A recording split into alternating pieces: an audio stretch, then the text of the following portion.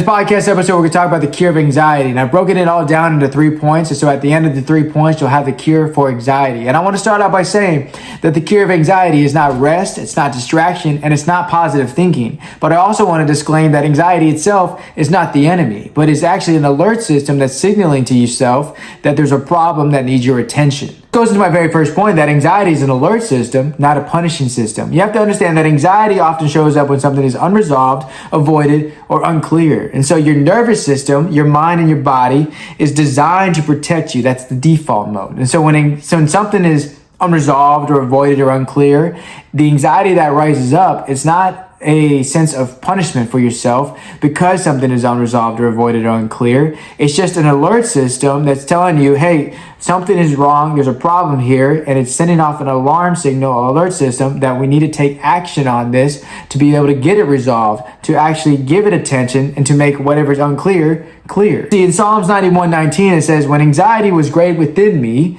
your consolation brought me joy. Understand that anxiety increases when you feel powerless, and it decreases when you regain agency and clarity. So to simplify it, if you have a lot of anxiety, it means that you have low amount of action taken to solve a problem. So if you want to lessen the amount of anxiety, you need to increase the amount of action you take to solve problems so that the alert system that you have, all the signals that your brain and your body is going off about, can actually slow down and regain control of understanding that everything is safe and back to being protected to yourself because the problems that you have that are unresolved, avoided, unclear are being taken care of. This leads me right into my second point, which is action calms the nervous system when it's aligned. You see, action is the cure of anxiety. We've all heard that saying, but I want to say that it's only true to an extent. I'll submit to you that action without a plan actually leads to more chaos. And so you need to have intentional movement with direction in order to actually cure your anxiety. One of the best things I've heard in therapy is that sometimes the best action you could take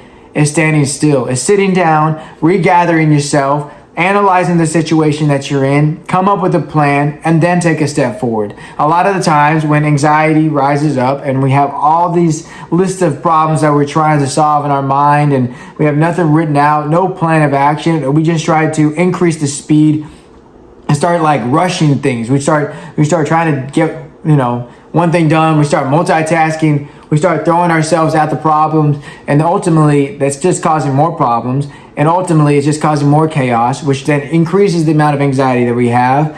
And to be honest, nothing ever gets solved that way. The best thing to always do is to be able to take a step back or take a moment, be able to regather yourself, take a breather, write things down, come up with a plan, structure everything that you have to do or put it on a list so that you actually can see it. If you can do anything, just get it out of your head.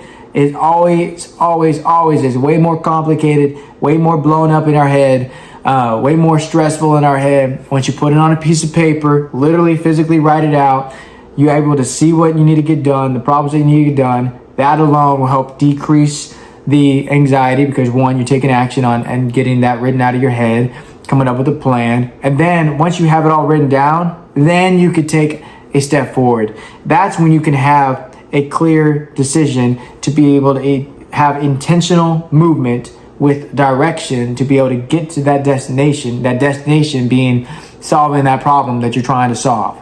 See, when you take aligned action, your nervous system receives a signal of safety rather than a signal of a threat. When you have that anxiety and it rises up, it's just telling your body again and your mind again that something is uncertain, that something that's being avoided or something is very unclear. And so because of that, it's like, oh, it's a threat. It's a threat. You're not safe. You're not safe. And so that's when we freeze up, we tense up, we have a hard time breathing. Everything feels very overwhelming because, that whole nervous system is just signaling to us that there's some problem right here that we need to face, that we need to do. And when you start taking action, like I said, of writing things down, regathering yourself, having an intentional movement towards a direction, towards the destination to solve that problem, then you are replacing that signal of threat to a signal of safety. You're starting to make the things that are unclear or unresolved, avoided. You're answering those questions. It's starting to become clear. You're starting to resolve the problems. You're starting to give attention to the things that are being avoided. You're checking off the boxes that need to be checked so that your nervous system has the safety signals rather than the threat signals. The scripture that comes to my mind is Proverbs 16:3. It says, commit your work to the Lord and your plans will be established. You don't need to move fast. You don't. A lot of the times you never have to move fast. Speed really is never the answer. However, that you need to be able to move on purpose. You need that intentional movement with direction.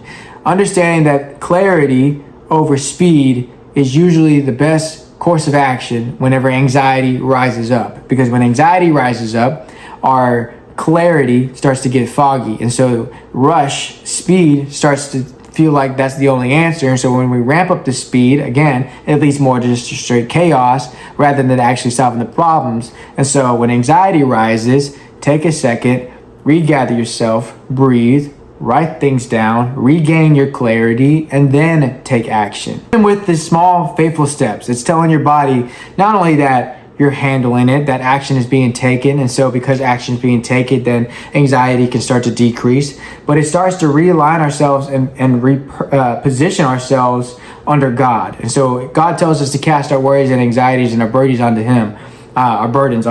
And so when we regather ourselves and regain clarity, we understand that we can reposition ourselves as well back in the position of where we need to be, and we position God where He's supposed to be, and He's the Lord over our lives. Are we committing all of our works, all of our plans, all of our anxieties? Then He establishes our steps, establishes our work, understanding that He is the one who guides every step that we take. But if we're always in a rush, then we start positioning ourselves into God's seat and we try to control everything, which is when anxiety comes in, because we're trying to control all these different variables that are out of our control in the first place. And so we reposition ourselves. So now that we recognize that clarity is more important than speed, we recognize what Proverbs 16:3 is telling us, is that it's realigning ourselves under God. It's committing the work that we have, the action that we are wanting to take or are working on taking, to God. We're even committing the anxieties that we have about the situation, about everything going on, to God so that He can guide our steps. It is in those moments of clarity, of regathering ourselves, or repositioning ourselves to allow God to do what God can do, and giving up our anxieties, our worries, everything that we have up to Him.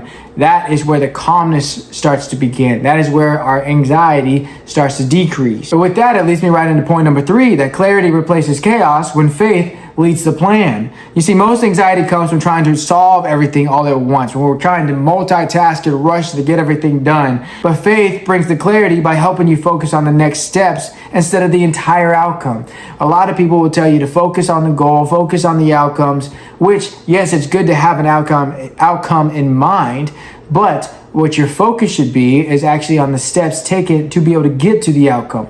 You have to focus on step 1 and not step 10. Because if you focus on step 10, step 1 through 9 will never even happen. You have to focus on step 1. Once you hit step 1, step 2 will be revealed. And then once you do step 2, step 3 will be revealed, and so forth. But having that outcome is great to have, but that's not where the focus should be. The focus should be on step 1, on the steps that it will be necessarily be taken in order to be able to get to the destination. So the scripture that comes to my mind for this one is Isaiah 26:3, and it says, "You keep him in perfect peace, whose mind stays on you." Peace does not come from avoiding problems. It comes from addressing the right problem with trust. It's when faith informs your direction and action follows. It's when anxiety loses its grip because progress replaces the paralysis. To close out this podcast episode, the cure of anxiety is not escape. It's alignment, clarity, and faithful action. It's when you stop reacting and you start choosing. It's when you listen to the alert system that is going off and you respond with wisdom. It's when your movement is rooted in faith and your nervous system actually follows your obedience. So yes, action brings peace, but it's alignment that sustains it.